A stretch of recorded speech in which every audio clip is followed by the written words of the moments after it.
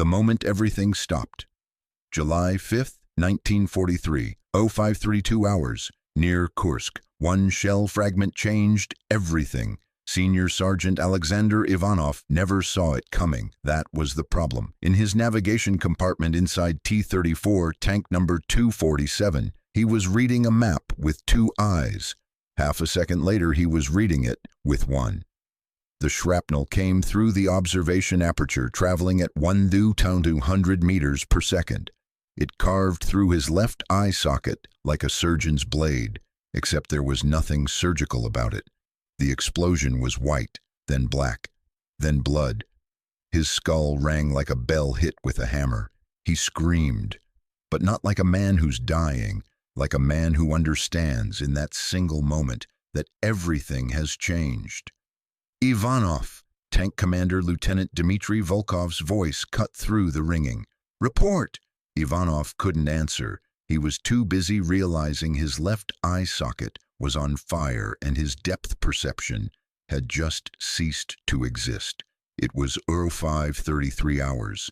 The tank battle at Kursk had been underway for exactly 3 minutes. Backwards, Tom Ivanov had flown 47 successful missions with Tank 247.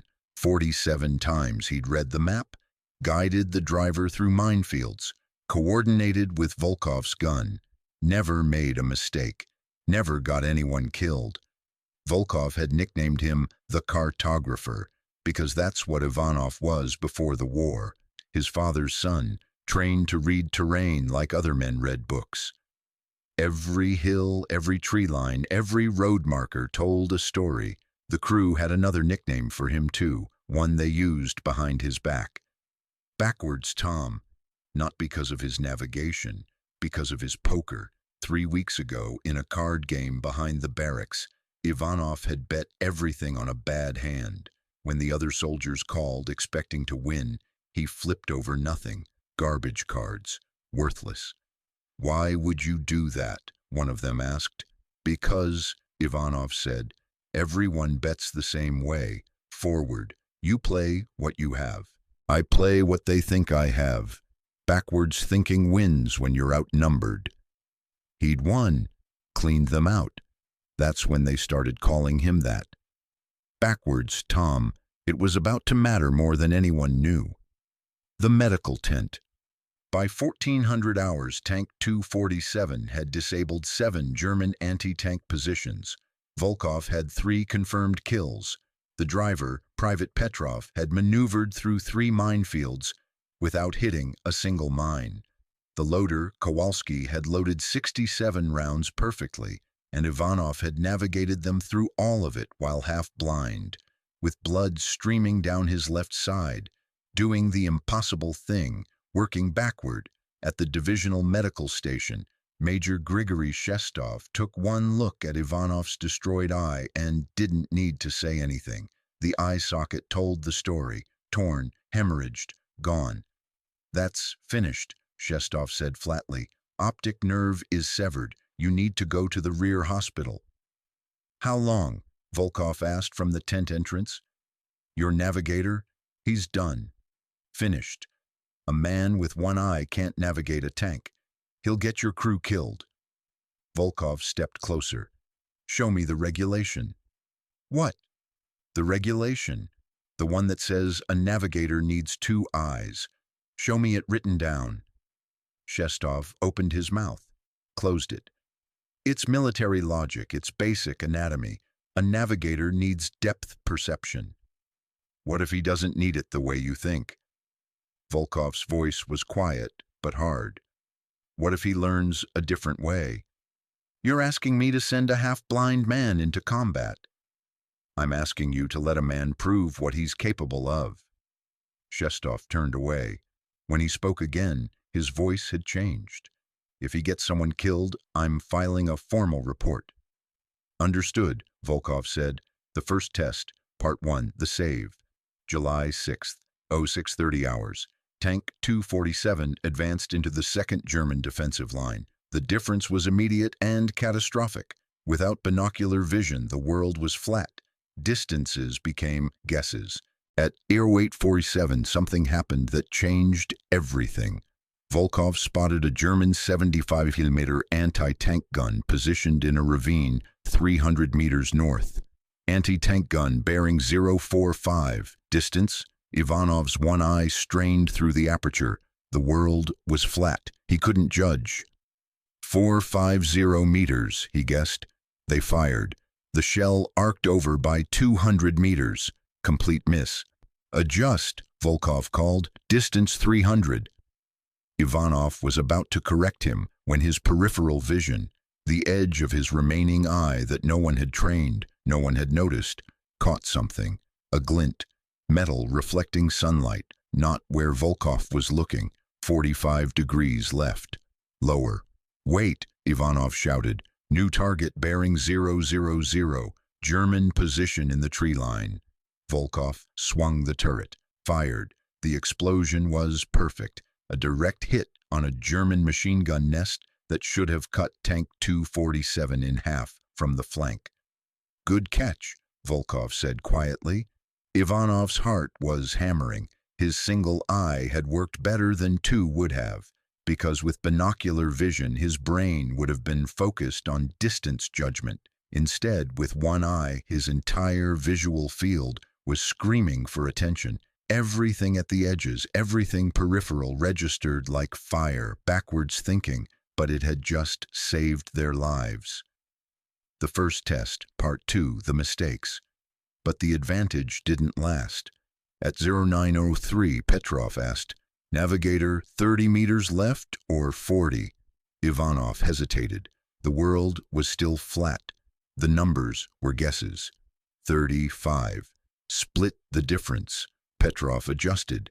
The tank lurched into a small ravine that hadn't been visible on the map. Everyone was thrown sideways. Kowalski grabbed for ammunition to keep it from spilling. At 0927, German tracer fire came from a direction Ivanov hadn't anticipated. He'd miscalculated a ridgeline, calculated it at 200 meters when it was actually 150. The tank had to reverse, exposing their flank for 3 terrifying seconds while shells screamed past. At 0951, Ivanov called out a minefield route that was wrong. Not disastrously wrong, but wrong enough that Petrov had to correct mid-maneuver. The tank tilted. Metal shrieked against rock. The crew wasn't saying anything, but Ivanov could feel it. The doubt. The knowledge that he was half blind and getting them killed in installments. At 10:15, they encountered a German 50mm anti-tank gun that was perfectly concealed in a farmhouse window. Volkov spotted it only at 250 meters. Too close. Hard right, Ivanov shouted. 40 meters. But was it 40? Could be 35. Could be 45. With 2 eyes, he'd have known. With one, he was guessing. And a guess at the wrong moment meant death. Petrov yanked the steering lever. The tank slid sideways. The German gun fired.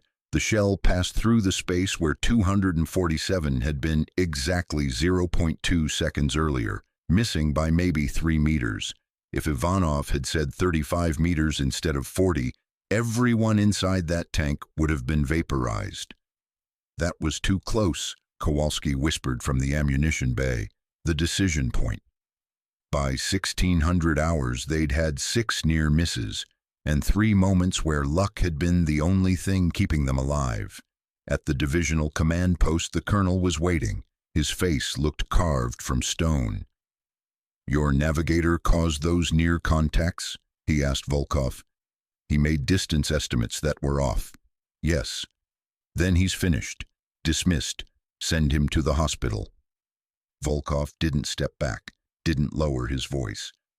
Sir, I need 2 more days. 2 days? You want 2 more days of having a half-blind navigator getting your crew killed? I want 2 days to see if he can adapt. The colonel studied them both. You understand I can have you replaced? Both of you? Yes, sir. And you still want this? Volkov glanced at Ivanov, at a young man with blood seeping through his bandage, swaying slightly from exhaustion and pain medication. I do. The colonel was quiet for a long time. War doesn't reward certainty, it rewards desperation, and desperation was what they had. One mission, the colonel said finally. Tomorrow. If he fails, you're both finished. If he succeeds, he stays. Understood? Understood, Volkov said. That night Ivanov stood alone on the steppe as darkness fell. Somewhere to the north, artillery flashes lit up the sky. Thousands of guns firing, millions of men dying, the largest battle in history happening in real time. His eye ached, his face ached, his confidence was shattered, but his mind was working backward, the way it always did. He thought about what had happened at 0847, the moment his peripheral vision had caught something his binocular vision never would have. The glint in the tree line, the machine gun nest that would have killed them. He thought about poker, about how players who can see all the cards on the table sometimes miss what's happening at the edges, the subtle shift in an opponent's posture, the hesitation before a raise, the tell that wins the hand. Two eyes see distance, one eye sees everything else. Tomorrow he wasn't going to navigate like a man with normal vision. He was going to navigate like a man with a superpower, the superpower of being forced to pay attention to what everyone else missed. Tomorrow he would go backward into history, or he would die trying. Ivanov closed his remaining eye. The night was perfect darkness. Somewhere a dog barked. Somewhere else men screamed. He had one mission to prove that half-blind could see twice as well. July 7th, the first success, 0600 hours. Tank 247 rolled toward its second combat mission. Ivanov hadn't slept. Instead, he'd spent the night doing something impossible.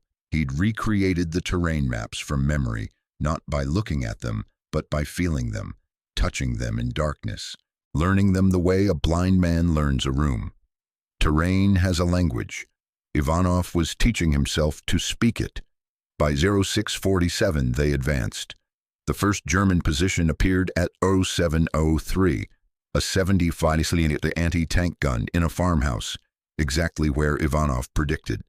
Anti-tank gun bearing 023, distance 350 meters, farmhouse position, Ivanov called. Volkov fired without hesitation. Direct hit. How did you know? Volkov asked. High ground, clear fire lines. Farmhouse dominates the approach. Terrain logic says they put it there. Terrain doesn't lie. It worked, but Volkov knew something crucial. One success doesn't prove a method. Not in war. July 8th, the training begins. Major Shestov watched Ivanov from the medical tent, clipboard in hand. The fever had returned. The infection was spreading. By tomorrow, Ivanov would be too weak to sit upright. But today, 8 navigators were waiting in the underground bunker for training. The first was Sergeant Ivan Sokolov, 26 years old, nervous. He'd navigated 3 tank missions. All 3 tanks had been hit by German fire they didn't see coming. Ivanov stood at a slate board covered in terrain sketches. No detailed maps, just patterns. A valley always connects to a ridge, Ivanov began. A ridge always has a defensive position. A position needs clear fire lines. Clear fire lines are predictable. If you remember terrain, you don't need to see it. Sokolov raised his hand. What if you're wrong? Then we die. But we'd die anyway if we only trusted our eyes. Ivanov drew another valley. Tell me where the Germans are. Sokolov stared at the drawing. He was thinking like a navigator, thinking like a man who trusts maps. Center of the valley, he guessed? No, too exposed. They'd be slaughtered. Ridge top? Too visible from the other ridge. Then, the ridge side? The angle where they can see both valley approaches but can't be seen from the high ground? Ivanov nodded. You're learning backwards thinking. For 3 hours they practiced.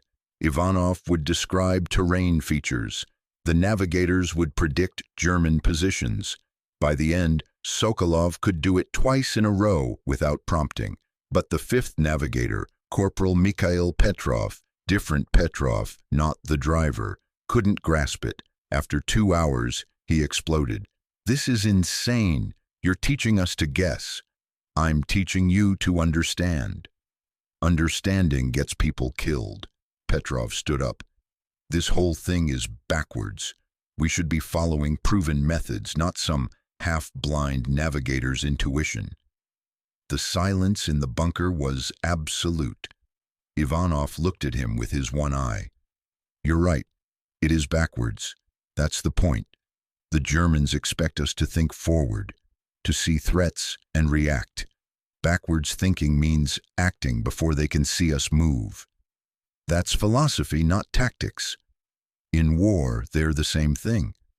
Petrov left the training. He would report to command that the method was unsound. By evening, there would be an official inquiry. July 9th, the disaster. At 0430 hours, a Soviet tank column, 24 tanks total, was supposed to navigate through German-held territory using Ivanov's method. One of the trained navigators, Sergeant Nikolai Belov, was guiding them. Belov had trained for 4 days. He'd done well, almost too well, confident, maybe too confident. At 0507, the column encountered a minefield. Belov had predicted a ridge passage to the north. He was wrong. The ridge was mined, thickly, German anti-tank mines covering every approach. The lead tank hit first.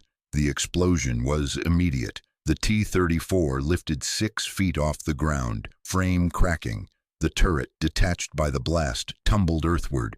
3 men inside that tank were vaporized. The rest of the column stopped.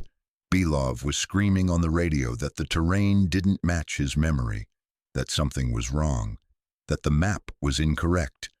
By 0540, 4 tanks were burning. 16 men were dead. The column had to reverse. They lost 2 more tanks to German anti-tank fire while retreating. Belov survived, but Tank 247's communication radio picked up the German response to divisional command. The message was simple. American navigator error resulted in significant Soviet losses. Soviet doctrine appears corrupted.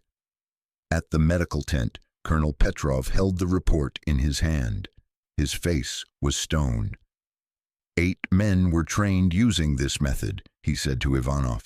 4 of them are performing acceptably. 1 failed catastrophically. 4 tanks destroyed. 16 men dead. Ivanov said nothing. The fever was burning through him. His eye socket was infected. Green pus was seeping through the bandage. "Why should we continue this experiment?" the colonel asked. Ivanov couldn't answer.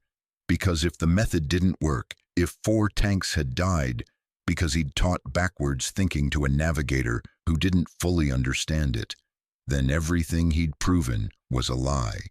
Worse, it was a lethal lie. July 10th, the resurrection. It was Volkov who saved the method. He went directly to the colonel with a single piece of information. Belov's mistake wasn't the method. It was execution.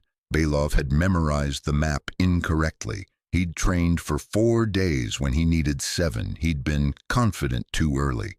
"The problem isn't the navigation system," Volkov explained. "The problem is we compressed the training. Sokolov trained for 3 weeks before his first solo navigation. Belov did 4 days. The method requires time." The colonel was skeptical. "You want me to slow down training during active combat?" "I want you to see why the method works," Volkov replied. "Sokolov trained Tank 247 yesterday. We went 22 kilometers through German territory. No contact, perfect navigation. The difference wasn't the method, it was preparation." The colonel paused. Then he ordered something radical. All new navigators would get minimum 2 weeks of training before solo mission assignment. Belov would requalify, and the method would continue, but slower. July 12th, the 48 tanks. But first, there was the impossible task. Soviet command needed a tank column, 48 tanks, to navigate through 15 kilometers of German-held territory in complete darkness to attack a bridge from behind. Intelligence said German forces wouldn't expect contact from that direction. They had one chance, one night. They assigned Ivanov as primary navigator, radio operator only, guiding from the command post. At 2300 hours, the column started moving.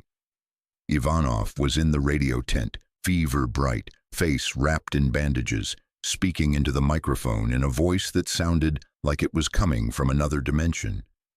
Column lead, bearing 189. You're approaching terrain ridge at kilometer 3. Reduce speed. Defensive positions suspected. The column moved at 8 kilometers per hour, impossibly slow, but invisibly. Then at kilometer 4, disaster almost struck. Lead tank reports German patrol ahead, machine gun fire from tree line. Ivanov had predicted a patrol. He'd told them to move slower, to expect contact. But the lead tank commander had panicked. Instead of staying still, the tank fired back. The tree line exploded. The German patrol was destroyed, but so was the silence. Within seconds, German flares lit up the sky. The entire column was visible, but Ivanov had already predicted this moment. All units cease fire, maintain position. Flares will burn out in 100 to 20 seconds. German response will be disorganized. When darkness returns, we advance bearing 210. Do not respond to fire. Move only when I give order. The Germans fired blindly into the darkness where they thought the column was. But the column wasn't there. They were 200 meters south, exactly where Ivanov had predicted they'd die if they didn't move. For 12 minutes, chaos. For 12 minutes, German shells fell in the wrong places. When darkness returned, Ivanov moved the column again, bearing 210, through a valley he'd memorized from a map 2 days prior. At 0347 hours, all 48 tanks reached the bridge objective. 0 casualties, 0 contact, invisible navigation through darkness. Lead tank to command, objective reached, all units intact, requesting navigator identification. Senior Sergeant Alexander Ivanov, Tank 247, 1I, request breakfast when we return. The radio crackled with laughter. July 18th, the wait. Ivanov was dying, not metaphorically. The infection had spread to his bloodstream. His fever was 39.8 Celsius. The morphine wasn't working anymore, but command had authorized an official training program, 30 navigators, 3 weeks intensive. The goal was 15 qualified before August. Ivanov was the instructor. He was also barely conscious.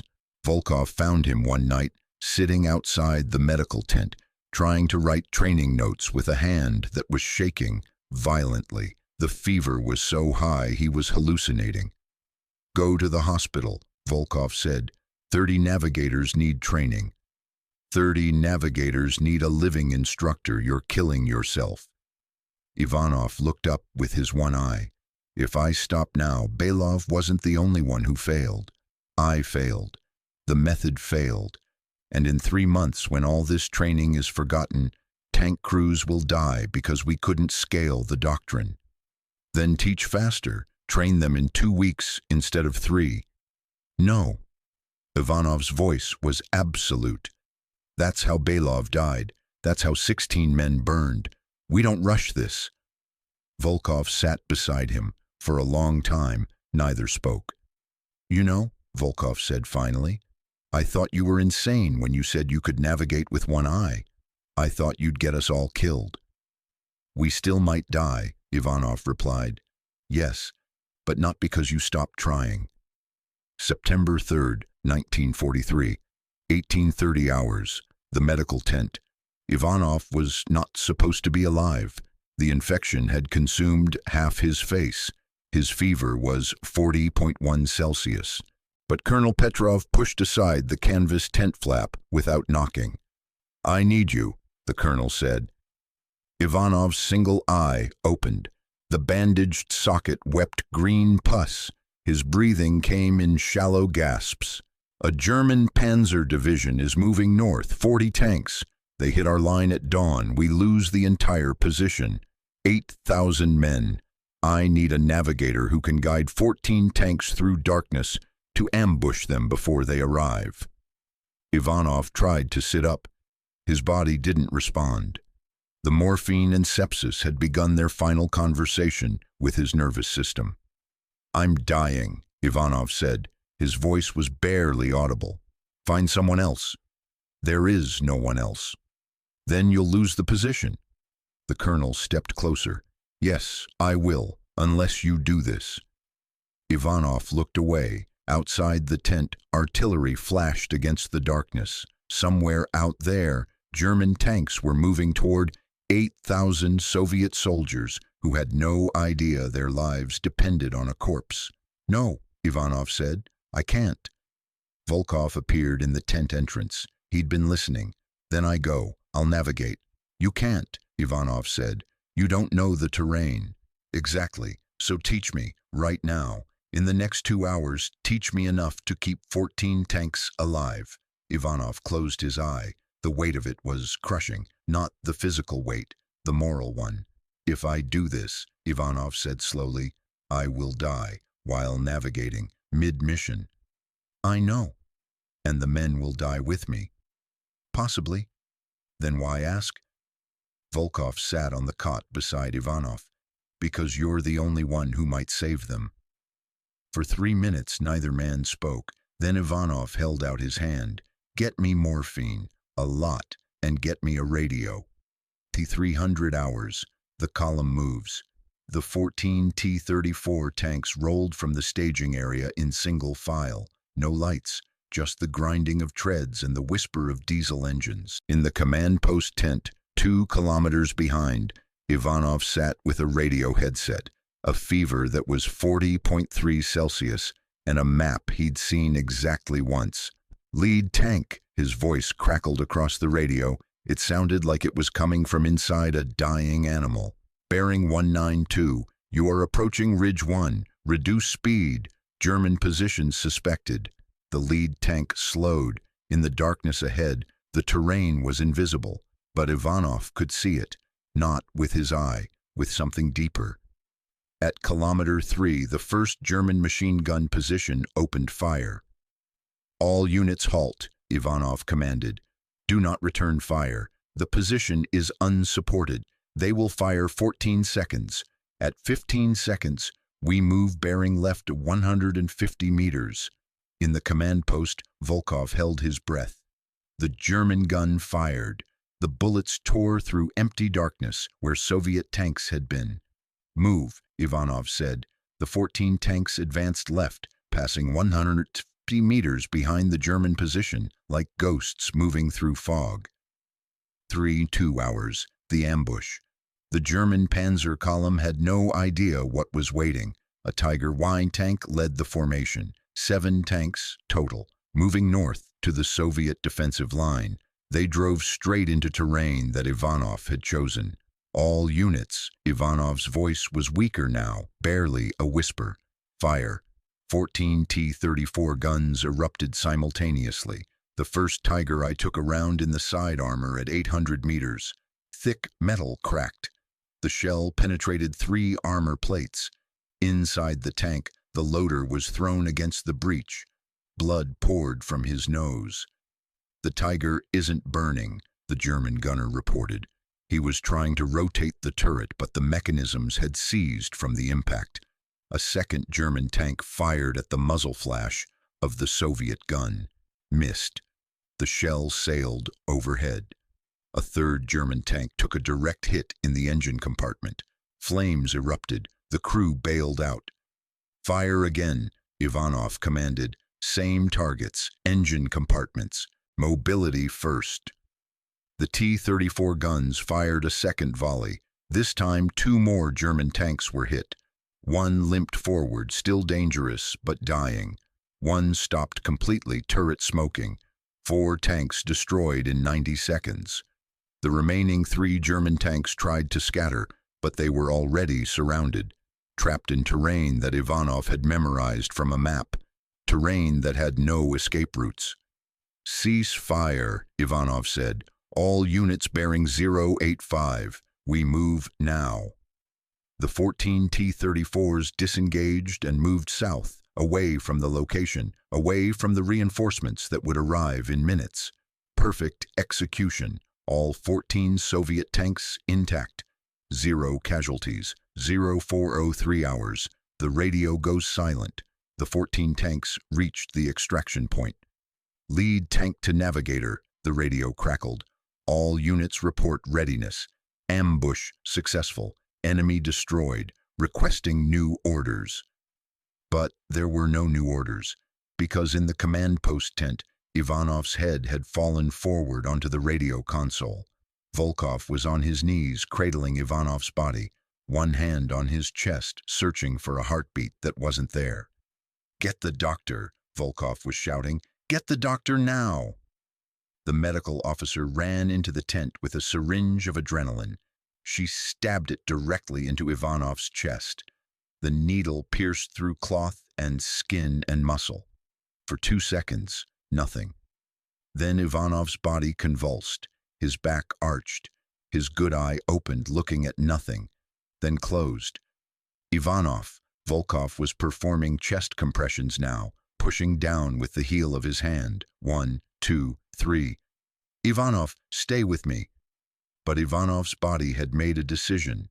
The sepsis, the fever, the morphine overdose, the hemorrhage from the infected socket, it had all created a moment where his heart simply said, "No more."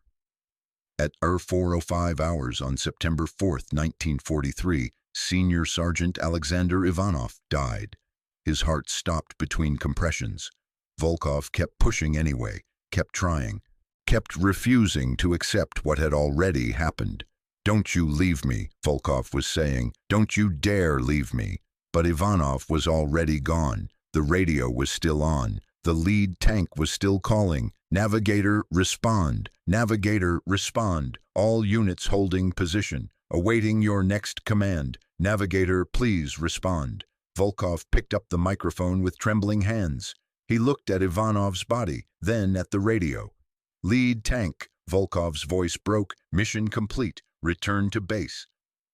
3 days later, the letter Volkov sat in the battalion command post, holding a pencil that felt like it weighed 100 pounds. In front of him was a blank page.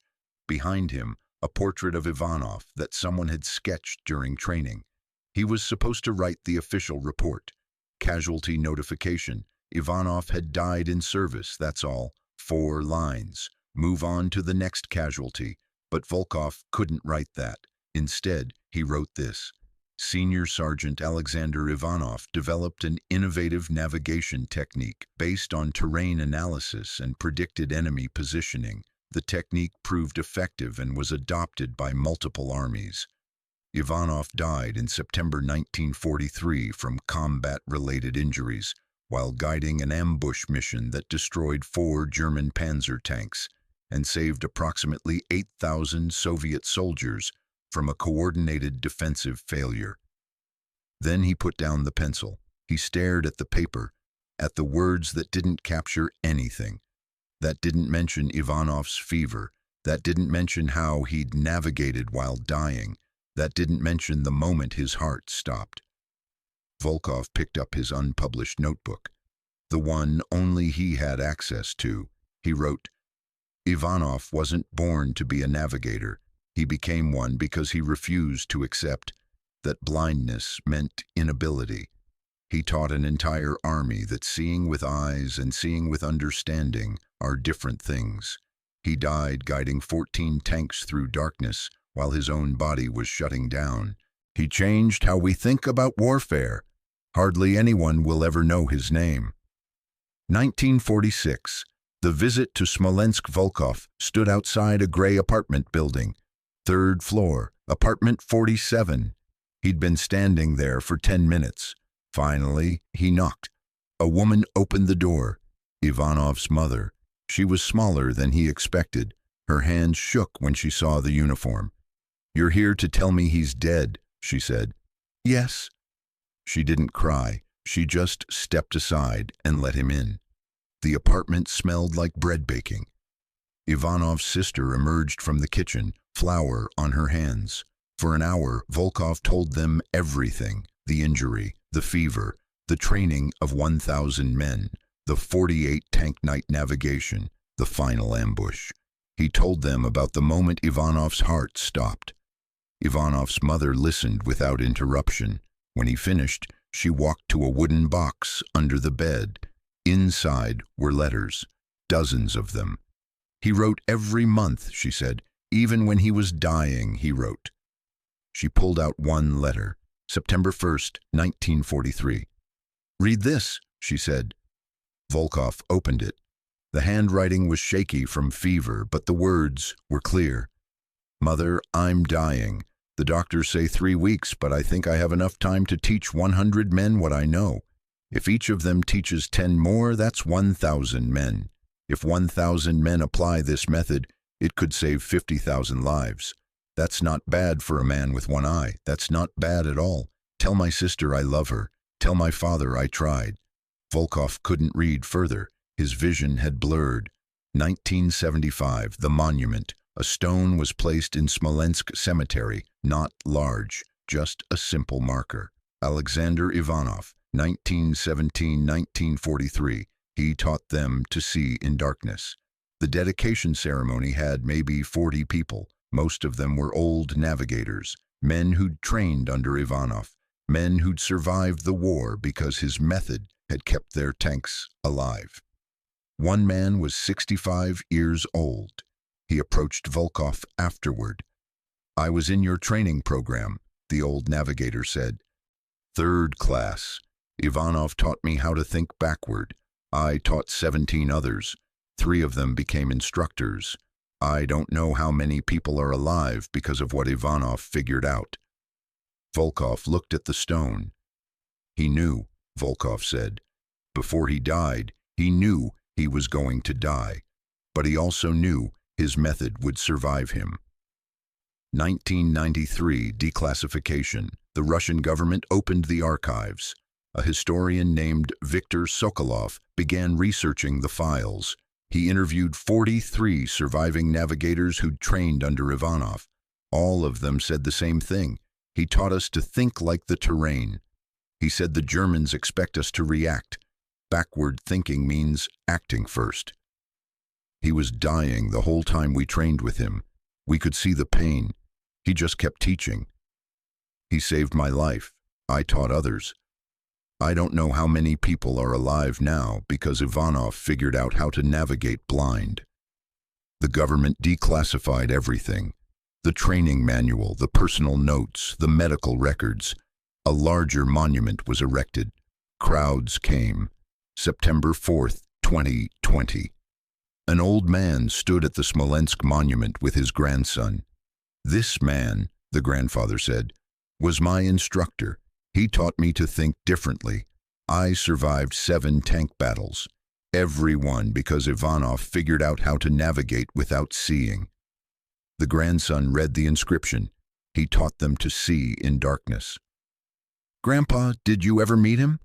"No, he died before I joined the army, but everyone I knew studied his method. He changed everything." That night, the grandfather opened a box. Inside were training notes, handwritten, in Ivanov's handwriting. The notes were titled, "How to Navigate When Everything You've Been Taught Tells You Navigation is Impossible." On the first page, Ivanov had written, "Terrain speaks if you listen. Enemies are predictable if you understand their constraints.